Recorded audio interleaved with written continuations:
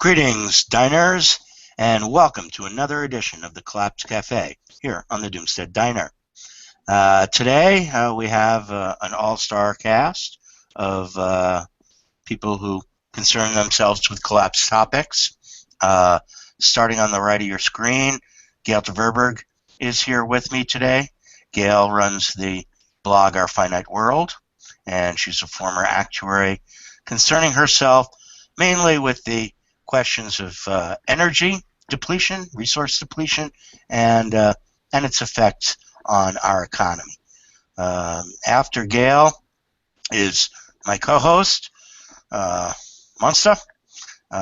He hails from the UK and is currently working in retail banking.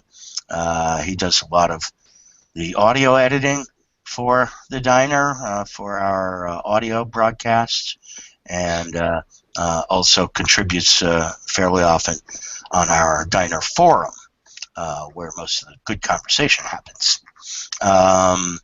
After that is Nicole Foss. Nicole writes on the Automatic Earth, and she is currently living in New Zealand. The last time she joined us, she was in the Netherlands. It's Monday for Nicole, Sunday for everybody else here. And she has been writing on the topics of the economy, economics, debt deflation, and energy issues for quite some time. After her, Norman Paget is with us today.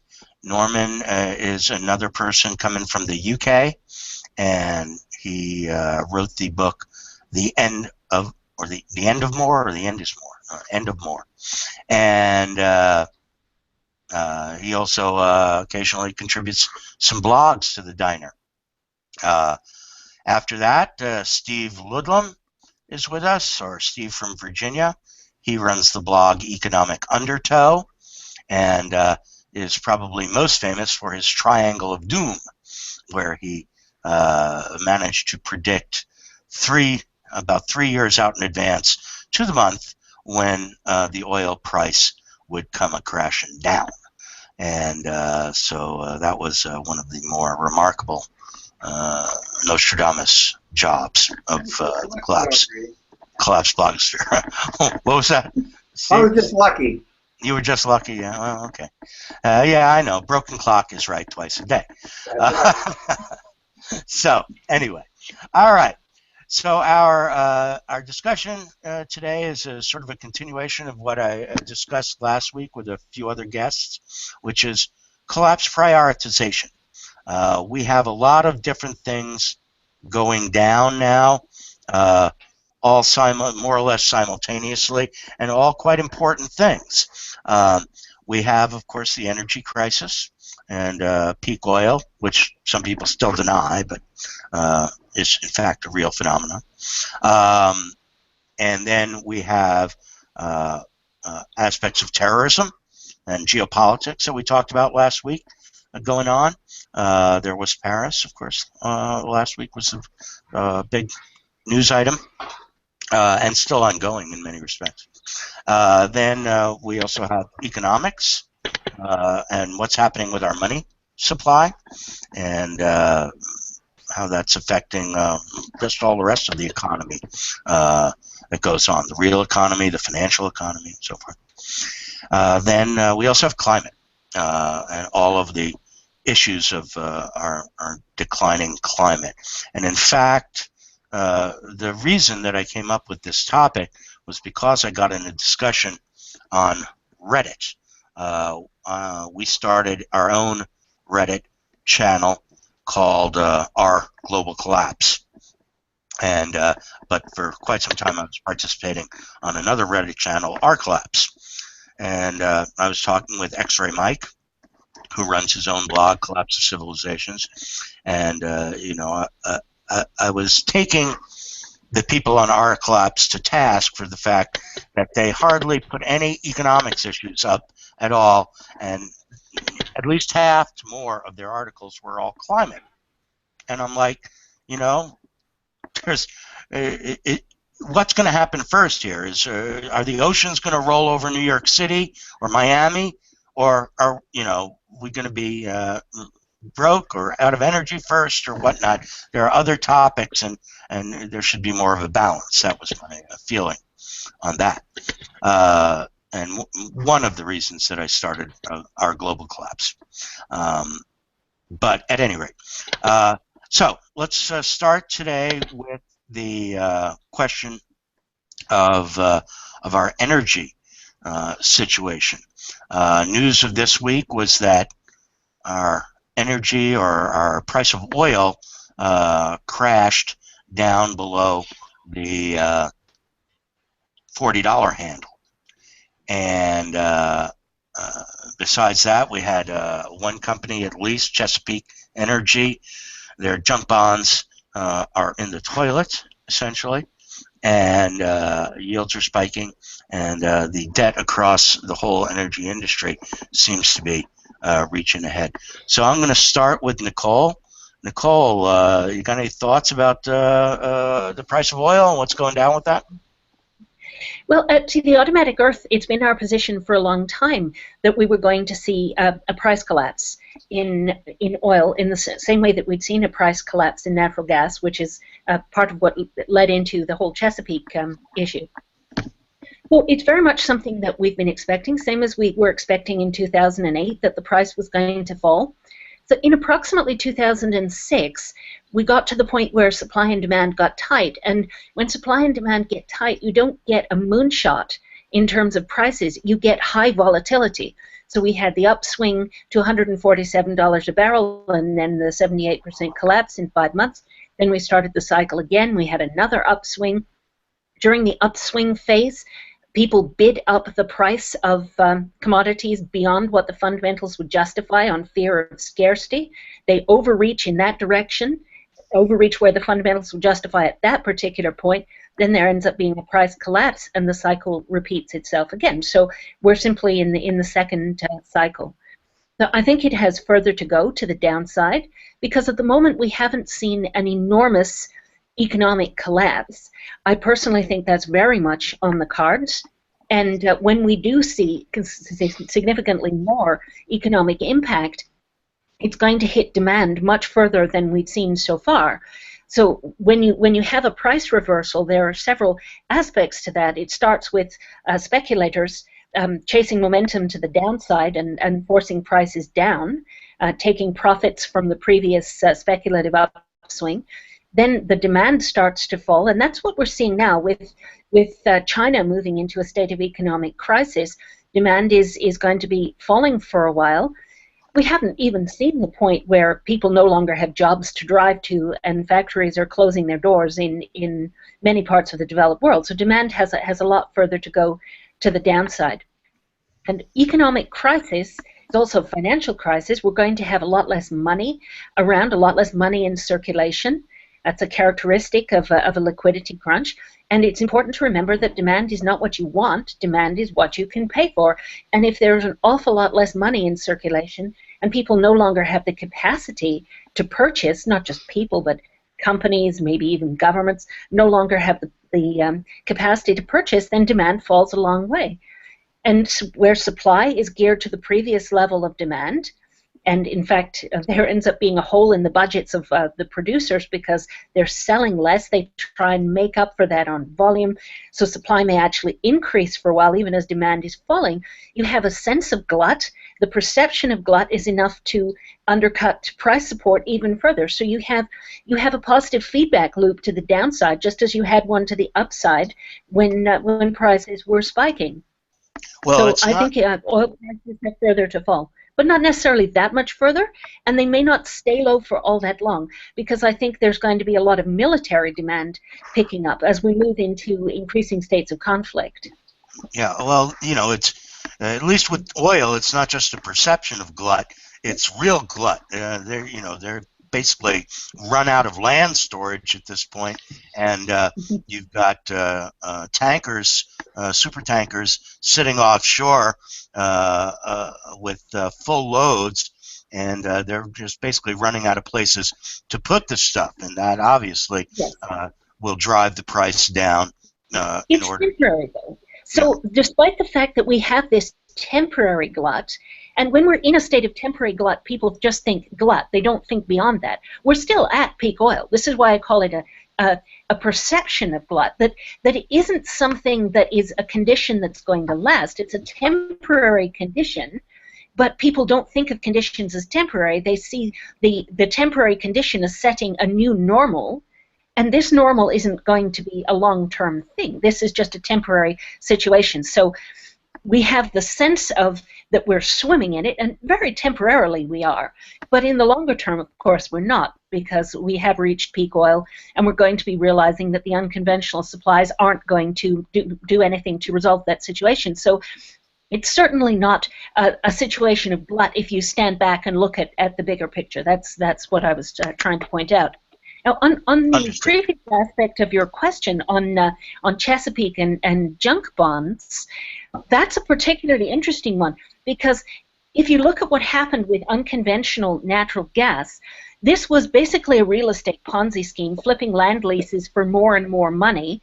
They were losing money on every unit of gas they produced because they had created the perception of glut by telling everyone that we were swimming in it, that we would have 100 years worth of supply. So the perception of glut had crashed the prices. So they were producing at a loss. But because you have to keep producing with gas wells, and they were trying to grab market share because they thought there was a future in this, they were flipping land leases for more and more money. There was money coming into the system that way. Even as they lost money on energy production, they were making money in other ways, but taking huge financial risk in doing so, borrowing huge amounts of money, taking on gargantuan quantities of debt, and expecting that the price would recover. It didn't in time to prevent huge problems financially. And now the industry is waking up to the fact that unconventional gas is really not going to deliver much in the way of supply. It was interesting to look at the leading indicator as the rig count shifted from unconventional gas to unconventional oil. So it was a leading indicator of the fact that the insiders realized the unconventional gas industry had no future. So, of course, Chesapeake was up to its eyeballs in debt over this. And it's basically killing the gas industry in the U.S. And our point when we were writing about this in 2012, 2013 was, well, they're about to do the same thing to the oil industry that they've just done to the gas industry, create a perception of glut, because now we have, this enormous supply of unconventional oil, problem solved, nothing to worry about with peak oil. Of course it's a fantasy, but in the meantime it kills your industry. So what we're getting is the same situation with a time lag in unconventional oil that's knocking on into conventional supplies that we had in gas. And it's basically gutting the industry. Yep.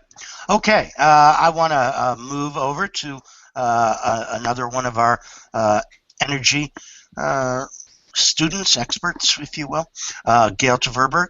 Gayle, you want to add to what Nicole just laid on us?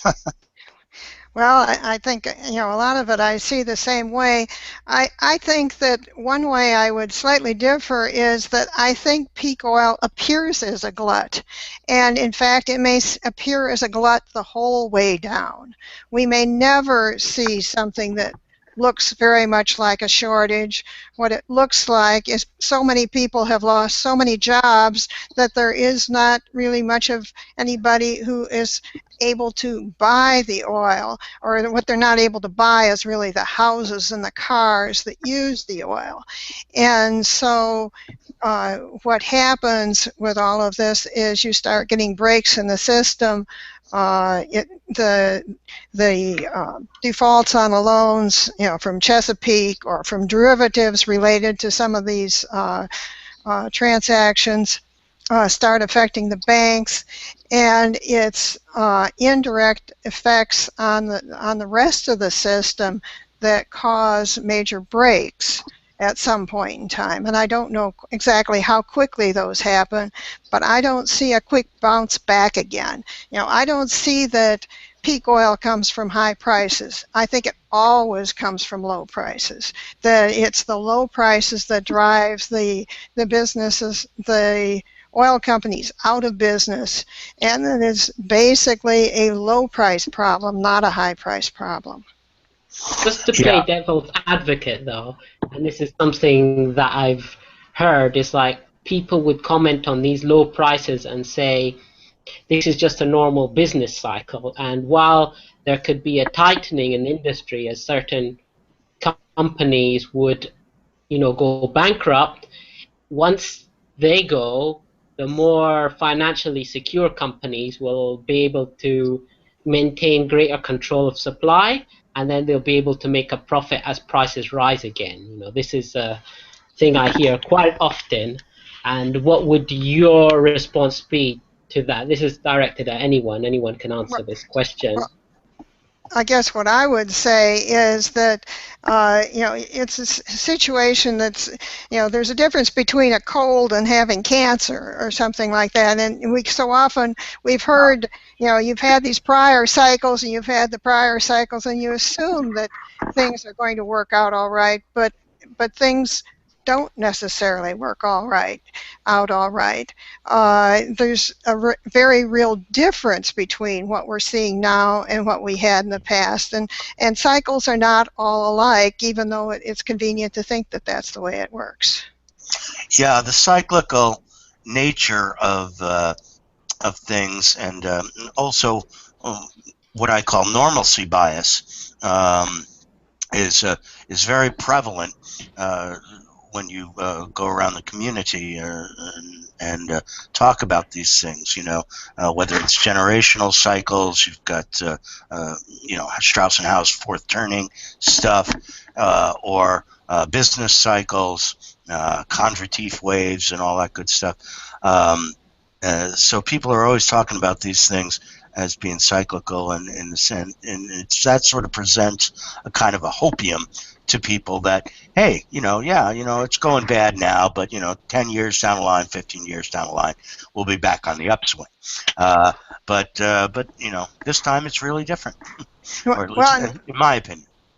And then I think the other thing I'd point out too is it's not just oil prices are down, it's pretty much all commodity prices are down, and they've really been coming down since 2011.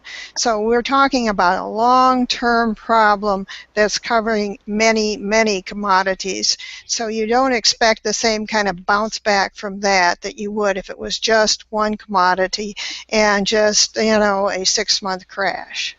Yeah, I agree with that. Steve, you got any thoughts on this one? Well, we got the low level, where people like us spend our time. We're doing pretty well personally, but you look around the world, a lot of people that were presumably middle class are broke, and they can't borrow anymore. They're either they can't get credit, or they're tapped out, or one reason or another, they're not consuming anymore. So that takes away the bid, and it's a lot of the where it's happening. I mean, I live in the D.C. metro area. This is the capital of the empire. Everybody here is rich, so it's like amazing. It's just avalanches of people driving around for no reason in their car or SUVs. So they're not broke, but there are other places in the world. What's driving this, in my opinion, you got two things. One is, a lot of easing. You got like, 5 years, 6 years of monetary easing in all the markets. And, what that does is it shifts buying power from ordinary people to financial elites in the banking system. So proportionately, they're getting more and more funds, and they're able to lend the funds to oil companies and speculators and wildcatters and whatnot, like Chesapeake. But they're not lending money to the people at the bottom who are going to buy the products that Chesapeake provides. So all the monetary easing, which is designed to stimulate the economy, is actually doing the opposite. It's unstimulating the economy where it counts, which is the people at the bottom who buy petroleum products, energy products, kilowatt hours, whatever. So that's one factor. And then another factor that materializes every now and then is particularly American policy, Western policy, to destabilize other parts of the world so that it theoretically can capture some of the buying power in these other parts of the world. So when you take a country, particularly a country that's an oil producer like Syria, or Iraq, if you destabilize that country, well, first of all, they're not going to be consuming. They deindustrialize in a matter of months. And they stay that way for a long time. At the same time, they have a reason to sell their petroleum products to anybody that's got any money at all. They don't really care about the price. So you have, millions of barrels from Libya, Egypt, Syria, Iraq, Iran, and even Russia. They just need the money. They're going to make up whatever losses in volume. They're going to pump every possible barrel they can get. So you look at a country like Iraq, which isn't really a country, has been subject to destabilization for a decade, and they're throwing all this oil into the market at the same time they're not buying it. And, I can be conspiratorial. I can say, well, look, all this terrorist business and all the reaction to terrorist business is a policy. And it doesn't really come from the government. The government's just an agent. What they're saying is like, what we want you to do is destabilize as much of the world as possible so we can take their purchasing power and shift it to the United States. And now people here get cheap gas. Yeah, well, that actually is a really good point and leads us into the next area here, which is the geopolitics of it and the ongoing terrorism that is cropping up basically all over the globe. A week ago we had Paris, and then in this most recent week we had Mali, another terrorist action. Norman, you got any thoughts on the escalating violence that's occurring in Europe particularly, and where that's going? Well, I think I could only follow on from what Steve was saying, that you can't separate the crashing oil market with the rising tide of violence, because one will drive the other. It has to. If you've got countries which are unstable and cannot produce and cannot provide a standard of living for the people living there, then they're going to be inclined towards revolution of some kind. And if the revolution means visiting it on Western cities, well, so much the better. If they, if that's the way they see it going, if they can cause mayhem in the West, which they see as using Muslim oil, if you like, to fund Western civilization, then they're going to do that, because they see that as the root of all their problems, which it probably is anyway. That's the way it appears to people in oil-producing nations, particularly across the Middle East. Yeah, Nicole, you got some thoughts on where the terrorism aspect of this is going, and Mali specifically, to Africa, problems there. Well, so much of the world is destabilized, and we're seeing more and more failing states. Political systems exist to concentrate wealth at the center at the expense of the periphery. So in sucking up a greater and greater share of resources and creating greater and greater wealth concentration, we suck dry the periphery to the point where they really can't function as states anymore. And also, what you're seeing, I think, is military adventurism in response to Jeffrey Brown's export land model. So if you look at what the goals of military action might be, I think a significant one is to destabilize a country, an oil-producing country, to the point where you've destroyed the competing domestic demand that was growing. So the export land model was looking at how domestic demand in oil exporting countries was growing to the point where the amount they would have for export was going to fall very sharply before they even reached any kind of supply peak. So if you look at military adventurism as a mechanism of destroying the competing domestic demand, and also, say in the case of Iraq, destroying the export infrastructure so that it isn't possible for the country to export simply into the market, but then you establish basically your military fuel depot in the country with the second largest reserves, arguably, and high energy profit ratio supplies. And then you've got a military fuel depot that allows you to fuel yourself locally and engage in military adventures across the rest of the region.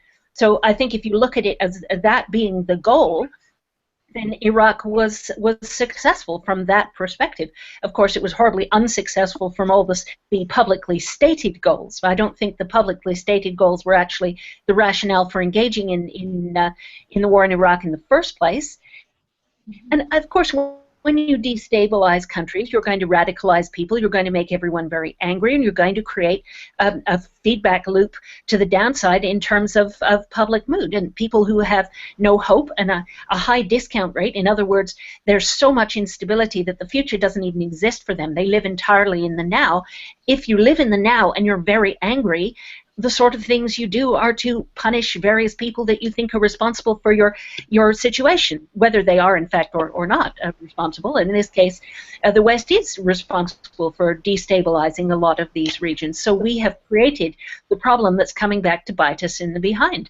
And I think we're going to see an awful lot more of it in the future, because this is just really the very beginning of the process. We're seeing the beginning of the destabilization of Europe, with the flood of refugees that's just overwhelming the capacity to deal with them. And this is breaking down Europe internally, breaking down the Schengen Agreement. People in Europe are wanting to build walls. The psychology is shifting towards an us versus them kind of situation. And that's exactly the situation that leads to more terrorism, not less. Yeah, I 100% agree with that. You can see the xenophobia on the increase in all the European countries. You can see the resources being poured in the direction of trying to do things like build walls, put military groups or military units on the borders, and to try to stem this flow of refugees, and also to blame refugees for the terrorism. Whereas actually in France, it looks as though the ringleaders, if you will, masterminds, they're calling them, which is just stupid. I mean, how big a mastermind do you need to be to go in and do a shoot 'em up with a Kalashnikov? This is not. We're not talking Lex Luthor here. So this aspect of it, of this escalating violence, is really pushing the envelope. Gayle, you got any thoughts on the terrorism and the war aspect? Well, I guess the only thing that really strikes me is it's similar to the kind of things we see with all of the school violence, and that is that all of this gets so terribly much publicity that as soon as you get one of them started and it goes up in the news media, then it moves on to the next one, and it moves on to the next one, and it inspires the next group. And of course everybody is upset about it, so it makes all of the media. So it does go around, but people are inspired to do this partly because of the publicity aspect too.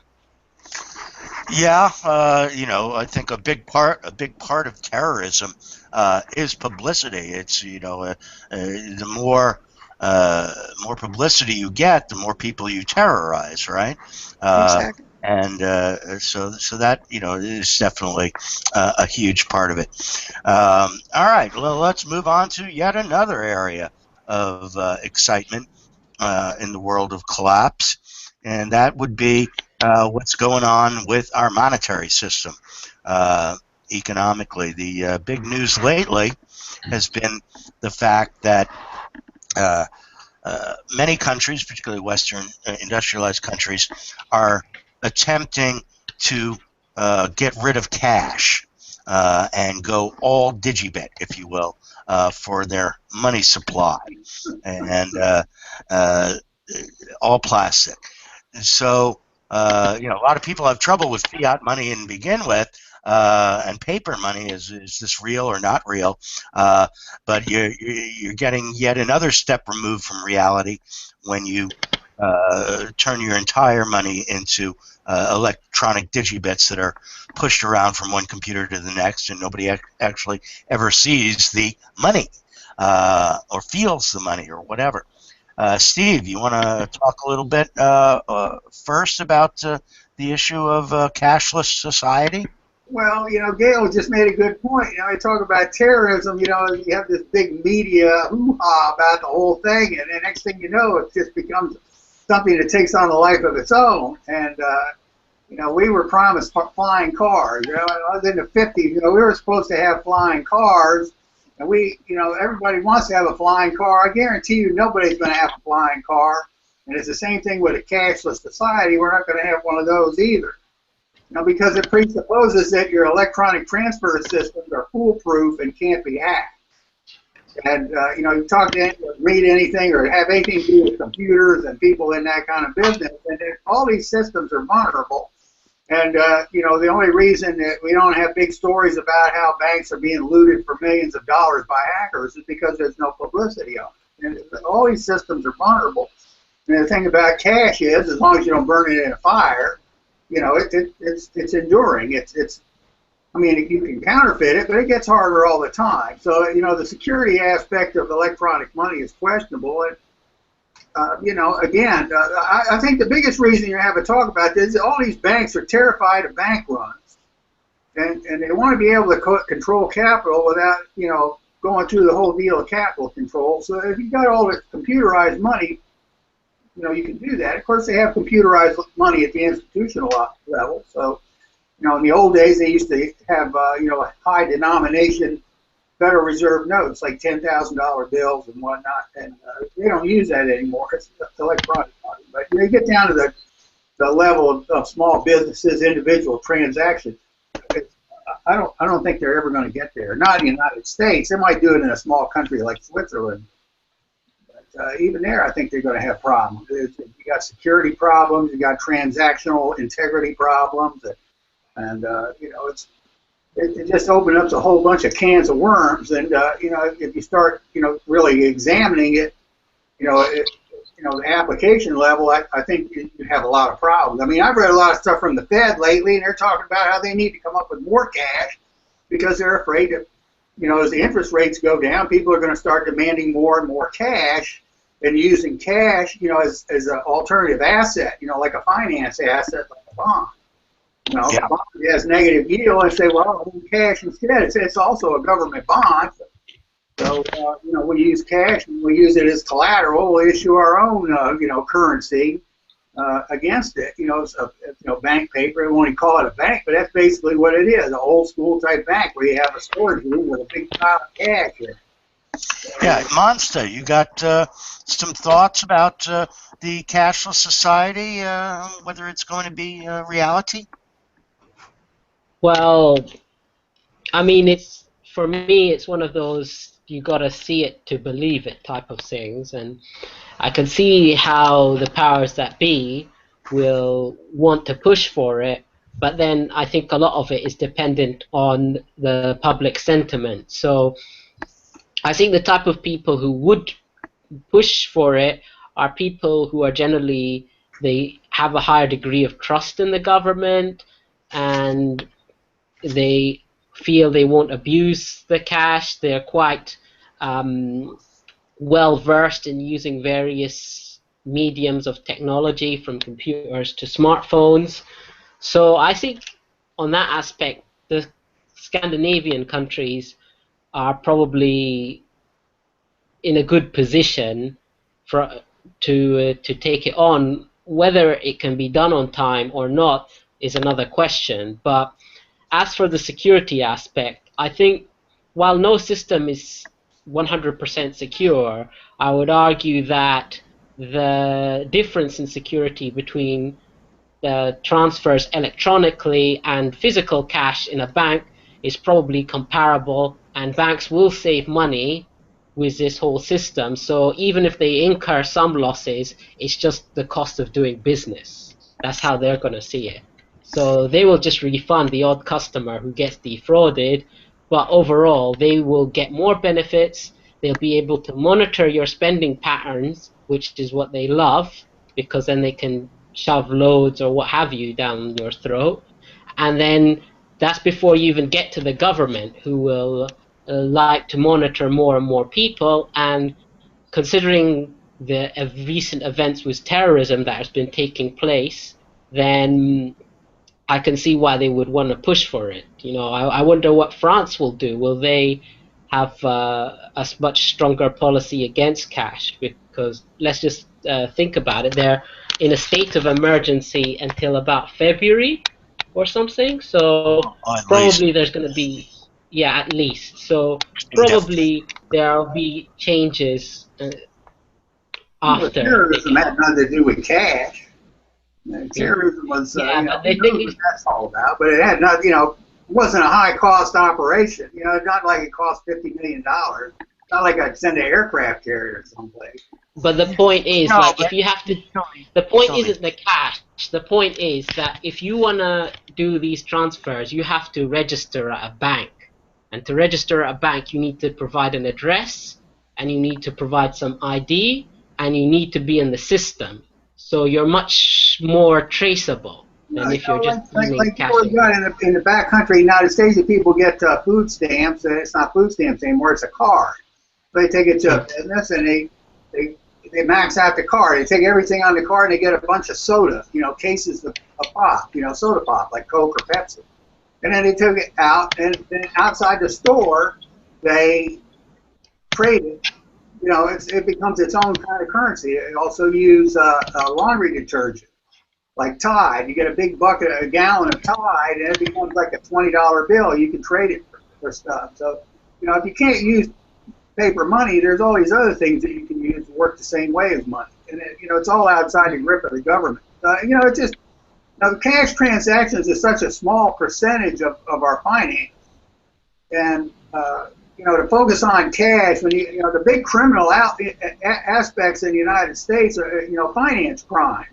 You don't rob a bank, you start a bank, and you use it to loot all your your counterparties, the people that you're trading with. So the finance crimes are like trillions of dollars. Cash transactions is illegal.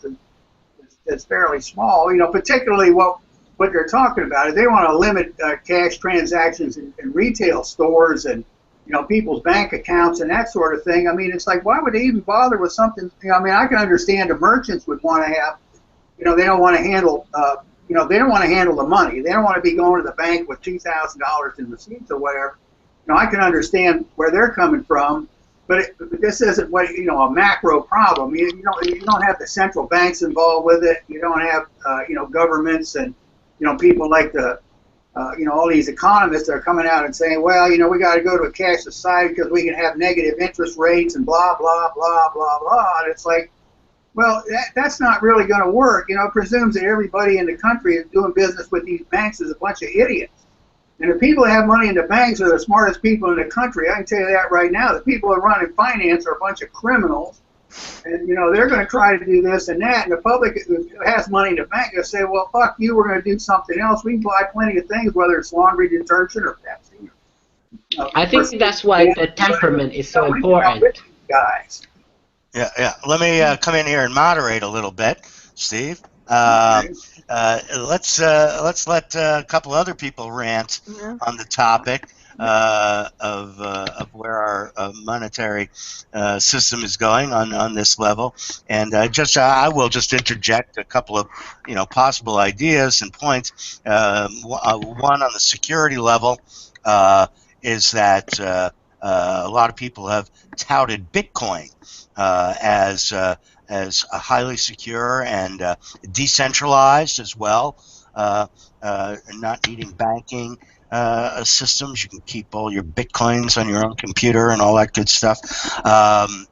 And then the other side of the coin there from the Bitcoins, which are ethereal and based on prime numbers and all that stuff. Or the real hard stuff, what people call quote-unquote sound money, or gold. Gold, precious metals, silver, etc., as being another type of answer to our problems. Let me start with Nicole there on that. Nicole, got any thoughts on Bitcoins and gold and cashless society? I think Bitcoin is essentially a Ponzi scheme. Its value is far too volatile to be useful as a store of value or even as a means of exchange. So I think it's going to end up putting a lot of money in the hands of certain people and not really going to function as a monetary system. I think the point of moving to a cashless society from the perspective of the top of the financial food chain is, A, as Monster was saying, to make everything traceable so that you can keep an eye on what everybody's doing, and B, to cut off escape routes so that when the financial system has the accident that's inevitably coming and all those ephemeral digits in computers cease to be money and cease to exist, disappear into the void from which they came, then cash is all there is. And if you've taken cash away from people, convinced people either to be afraid of being in cash because something might happen to it, like a currency reissue, or you just convince people that it's better for them to be in an electronic system, you take away the cash that acts as an escape route, that acts as your emergency liquidity in a banking crisis. So you shut off the escape routes for ordinary people. And making gold ownership illegal would be a very similar kind of thing. This is very much what the gold confiscation of the 30s was about. It's about trying to control a scarce money supply. If there's not going to be a lot of money around in a deflation where the enormous amount of credit money disappears and you only have whatever is left after that, there's not going to be very much. The powers that be will want to control all of it and will want to know, well, they want most of it in their own hands, and what isn't in their hands, they at least want to know where it's going, who's got it, who's doing what with it. And this is simply part of the psychology of financial contraction. So I would certainly expect more moves in the direction of cashless society, attempts to make people afraid of holding cash, attempts to entice them into a cashless economy, whatever it takes, and also eventually making gold ownership illegal, confiscating it like they did in the 1930s. Because if you have escape routes, people will take them. It's similar to closing off all the avenues for people to opt out of the system and be independent in other ways. The system functions by holding hostage your ability to perform essential functions, to access essential goods and services, so shelter and food and water and energy. If you must get that from being part of the system, then you're forced to pay your dues into that system, and you have no choice. So you're basically extorted by the system to constantly pay into it, even if the independent options that you could choose would be much cheaper and simpler and more robust. If you close off those avenues, so you tell people, oh, you're not allowed to live off-grid, you're not allowed to live in a tiny home, you're not allowed to camp and travel, and you're not allowed to grow your own food and sell it in a farmer's market if you didn't prepare everything in a commercial kitchen. There are so many regulations that prevent the small independent options, and it's all about cutting off the escape routes. The system increasingly requires total buy-in.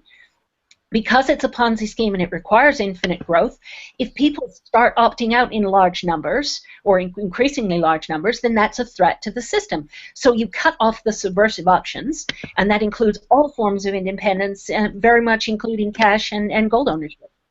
Yeah, absolutely. And you can see it all through the society, the options being removed. I talk about that all the time on the diner. If people say, well, if you don't like it, just leave. Just stop earning money or stop working and whatever. But you can't. It's not like the 1800s or whatever when Jeremiah Johnson could go out into the mountains and make a life for himself. As a mountain man. Those places just don't exist anymore. They don't even exist up here in Alaska. I mean, people go out into the bush and spend a year out there, but you're still, got to watch out for the rangers and all the rest of that.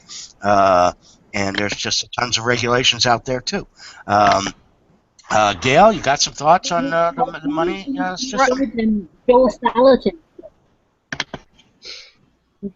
I just wanted to point out that anyone who's interested in some these things might read Everything I Want to Do is Illegal by Joel Salatin, looking at cutting off independence options. But I would just say that I think the United States is a little bit different from Europe in a couple of different ways. One of them is that our electricity is not as reliable, and it varies where you are as to how unreliable it is. But we have the above ground wires. So every time you get an electrical storm, or you get somebody even working in the area, you find your electricity cut off. And it can be cut off for, half an hour, an hour. And I know I went over to Kaiser, and there the electricity hadn't been off, but they said, well, no, I can't take your money. Our system is down today. We can't take any money right now. So there's constantly this system is down problem.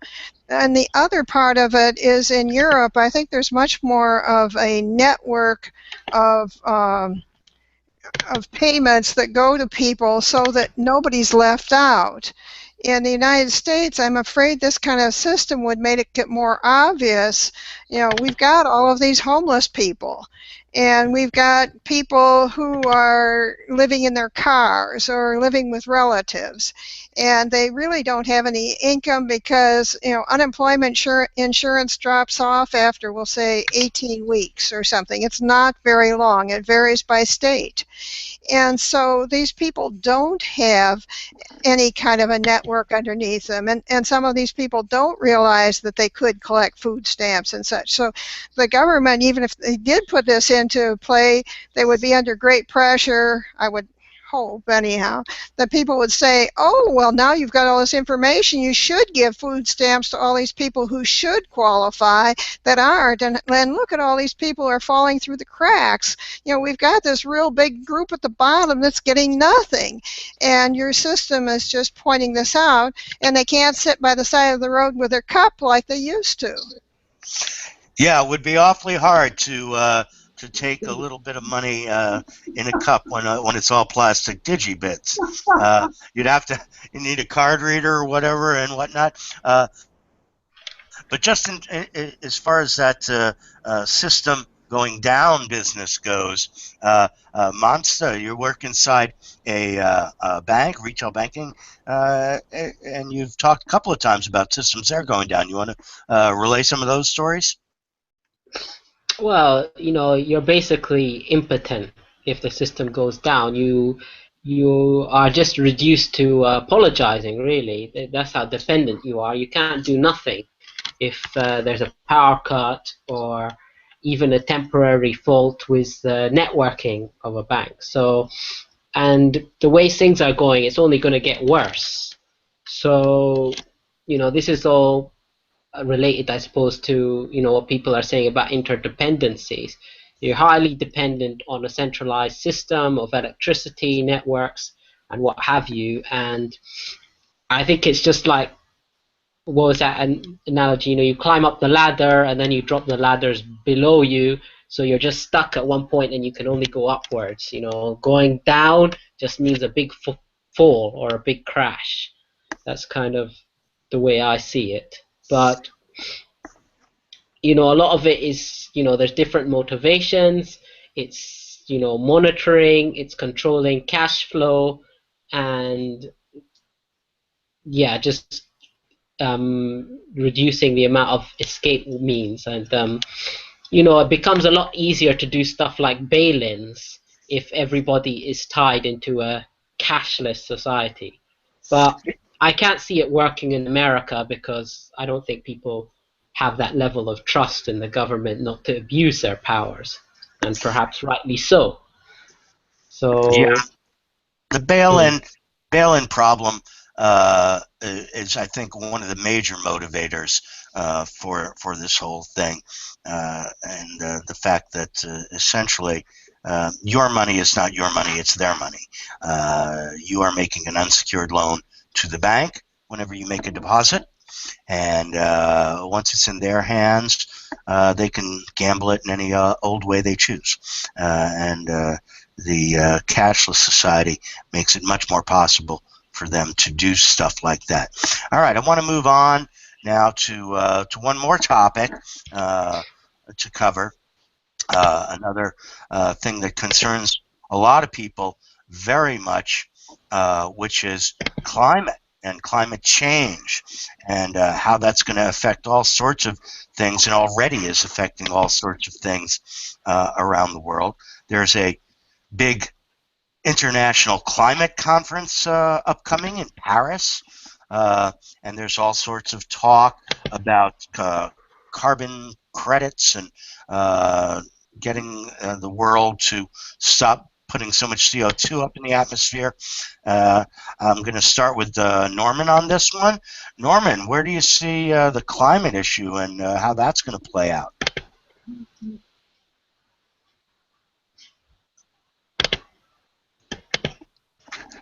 Norman, your sound is not on.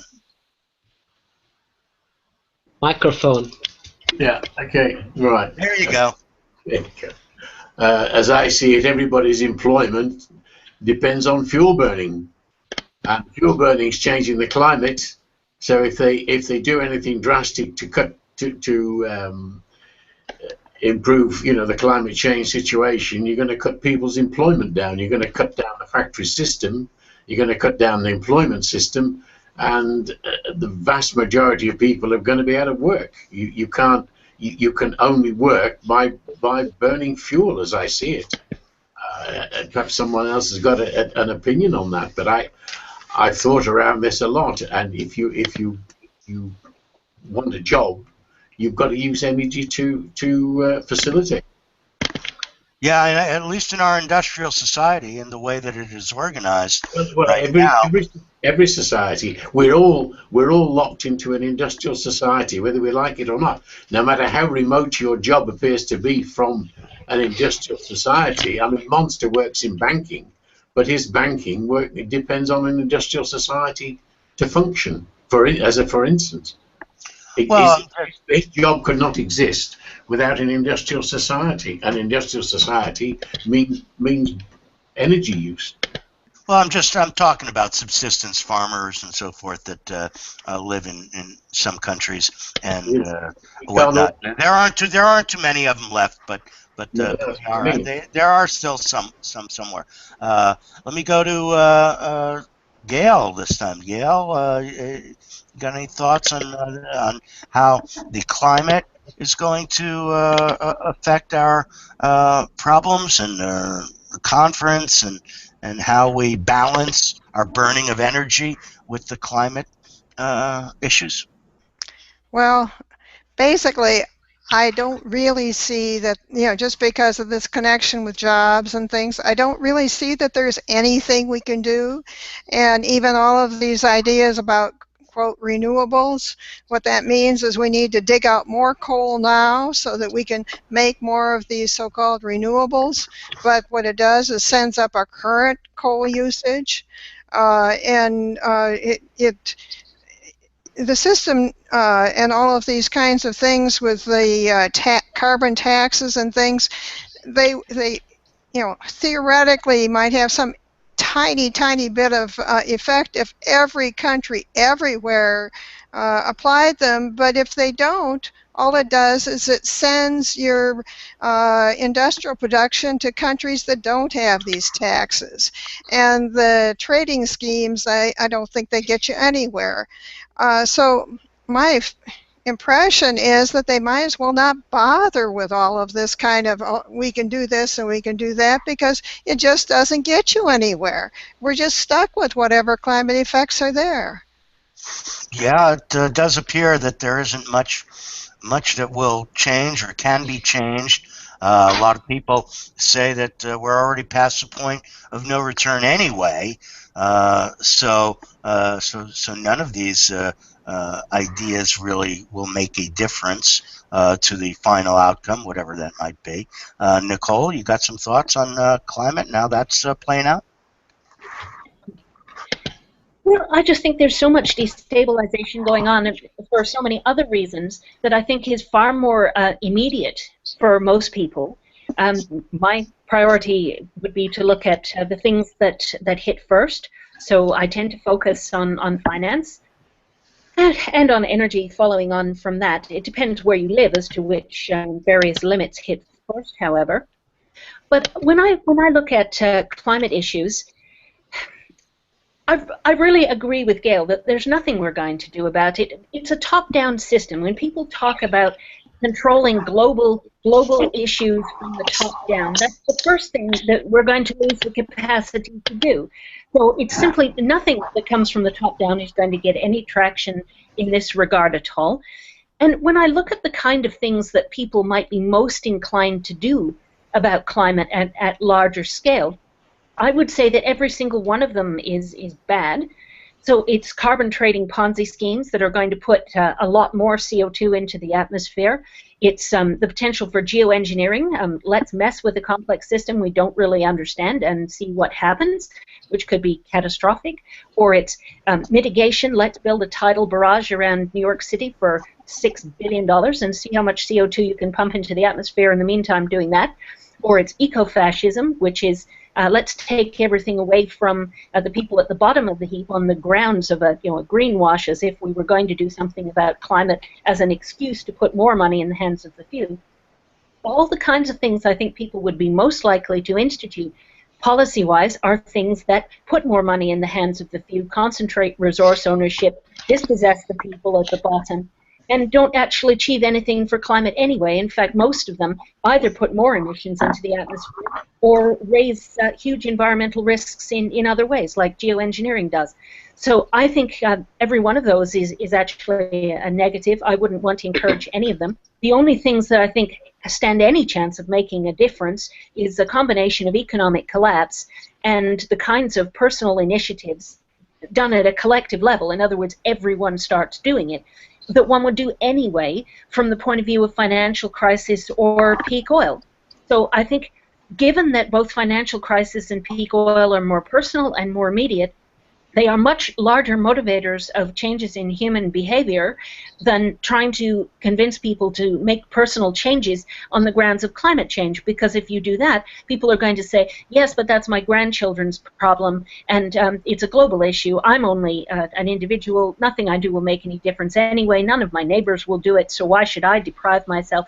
It's not motivational to try and get people to change the way they live their lives on the grounds of something that's not personal or immediate. If you want to change human behavior, pick things that are motivational, cast your arguments in terms of things that are more personal and more immediate, and then economic collapse is going to be the biggest impact.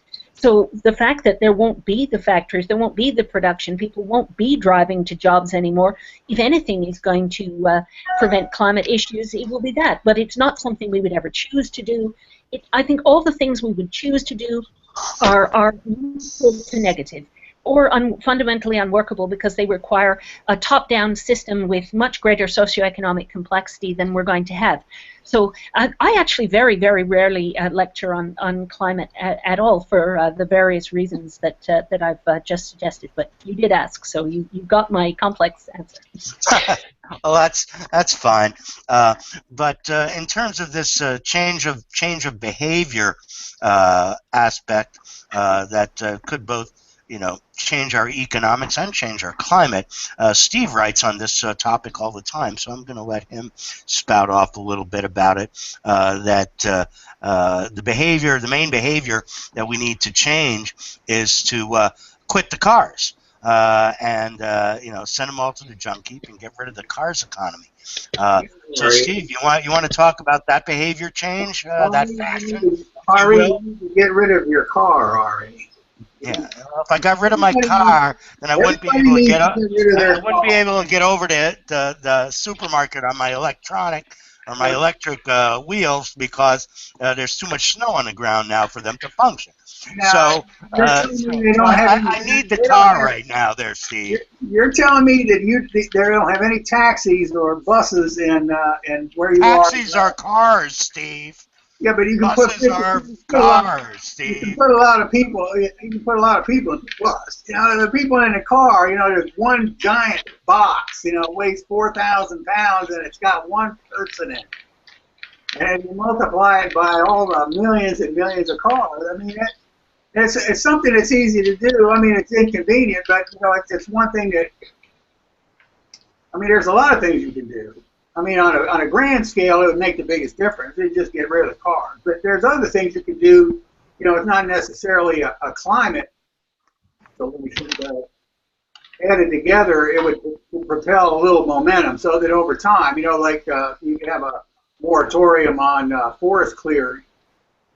And, it really doesn't have anything to do with climate change directly, but, if it's enforceable, the governments agree on it, you can make adjustments so that people, they make a little money from somebody else if they don't cut their forest.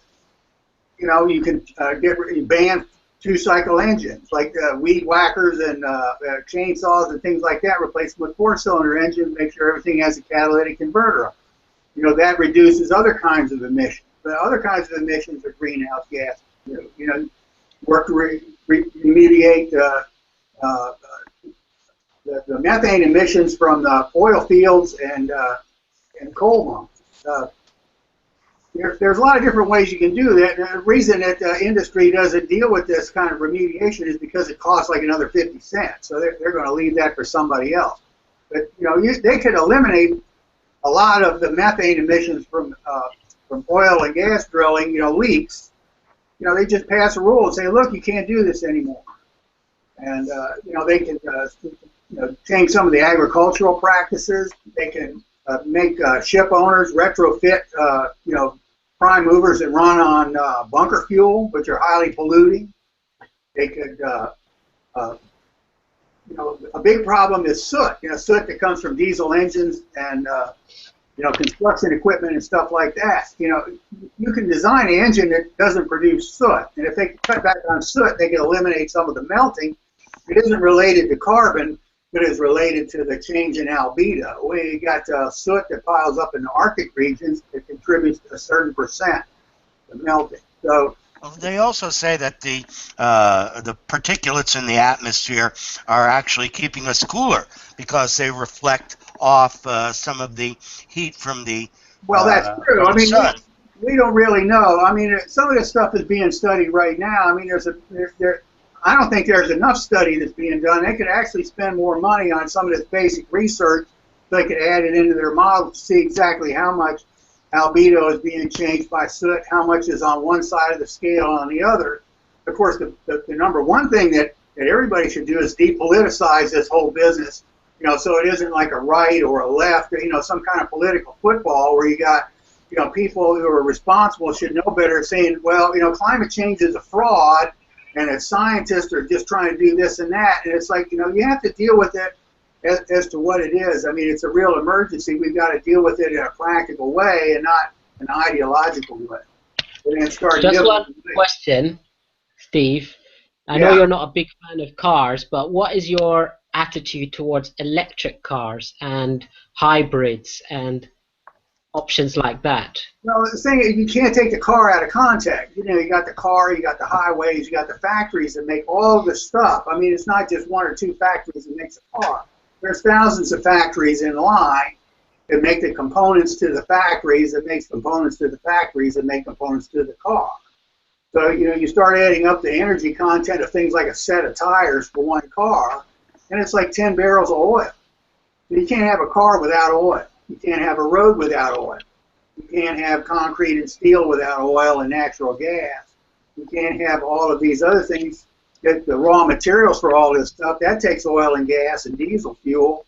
And so you don't really have an electric car. What you have is you have a coal-powered car that runs in a petroleum environment that needs more and more petroleum all the time just to keep it maintained. So, I mean, the easiest way to get around is by walking. I mean, that's what I do. I live in a suburb, and I have to budget 2 hours to get anywhere because, transit isn't very good, and I have to walk places. But, people did it for thousands of years. The car thing is only like 100 years. I mean, 100 years ago, if somebody having a car was like a doctor, or like, they made movies. The Magnificent Amberson is about a car manufacturer in Indianapolis. It's a transformative technology 100 years ago. Before that, it didn't really, we got around, very simply. And that's what we're going to have to figure out how to do, those of us who, get through this bottleneck period we're going through right now. I mean, infrastructure has changed. And it's like, you got a choice. You can live your life a certain way, or your children or your grandchildren can live a life a certain way, or you can drive a car. You can't have both. So if you drive a car, everything, you're going to have ISIS, you're going to have terrorism, you're going to have fuel shortages, you're going to have a climate problem. And it's like, it's not really a contest. Get rid of the damn cars. Okay. So with that in mind, I want to now just tie up the broadcast today with a question on priorities of these topics that we've talked about today, which is I'm going to give you the opportunity here on the Collapse Cafe, if you were in charge of the world and could do one thing or start with something that you would change first, what would that something be, and how would you go about making that change? Steve's has already contributed his idea on that, which is everybody's got to get rid of the cars tomorrow. And so I'm going to go through everybody here. Everybody else, Steve, you already had your say, Steve. So you're not getting another shot at this. Norman, what do you where would you start in terms of prioritization with trying to change things? Well, there are just too many people. So you'd kill them off? Well, you put the point out. I'm giving you the answer. You come up with. There are just too many people. Which Norman's going to do first. There are too Soil many people. green. That's it. There's nothing else to solve the problem. There's too many people. You can twist it which you like. Yeah, well, I'm not saying wipe them out, but I'm just saying what the problem is. Yeah, okay. Well, I'm asking for the solutions to the problem. So if you say there's too many people, you got to tell me how you're going to get rid of the too many people, because that's the problem, right? Yeah. Well, it'll happen anyway. The people. All right. Okay. Well, we do know there's too many people.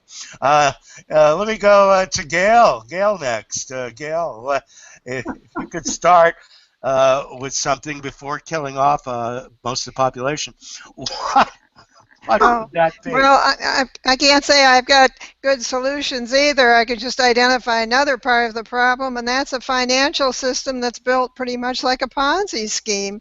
And as long as we can keep adding more and more debt, and we can sort of make it look like we're paying back the debt that's there, and the whole system can stay together, then everything is okay. But as soon as these companies are no longer making the profits they were making before, they find it very, very hard to pay back their debt. And we have the example with Chesapeake. But we're going to be seeing more of that, and our financial system is unstable.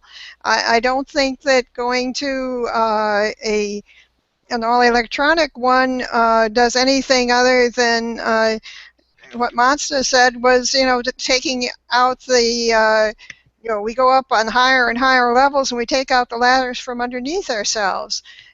This just doesn't work. You can have your local currency systems, but the thing you have to understand is that the problem with our currencies is that they're all going to become local. They won't be interchangeable to the extent that they stick around to begin with. So you can make other imitations, but it still doesn't fix your international trade problem. Yeah, the currency issue and the going local aspect is something that is definitely going to happen. This is not a question of if it will happen, it's just when it will happen.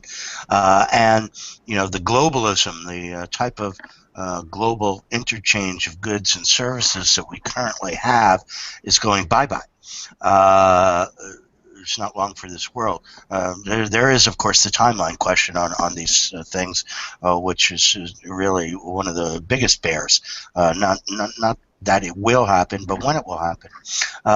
Mansa, you want to give me some of your thoughts on what you would do to change some stuff? So if I was like the benevolent dictator, is that king of the world? Well, the thing is, the problem is if you suggest a lot of the actual solutions, like building community, reducing consumptions, I think I'll just end up like JFK. So it's a bit of is a bit of a tightrope. But I think really it does have to be on a grassroots level. So I suppose if I was the one in charge, you can maybe cater education more in that direction, raise public awareness, maybe not so much stressing about the problems, because I think that will just get people panicking, but more in the case of trying to sell the idea by empowering people, showing them that you can live a reasonable life without being utterly dependent on the system. Be independent, be strong, and so forth. So that would mean, growing your own food, being able to repair certain items, be a bit of a handyman, have real skills with tangible goods that you can make. I think people can buy into that, because I think a lot of people, they don't have a direction. So I guess it would be stressing those things if I was the dictator. How far it would go, I'm not sure, but I think something along those lines would be better, and just try not to get involved in wars outside your country, because I think that will create blowback. All right, and one more person to make queen of the world this time.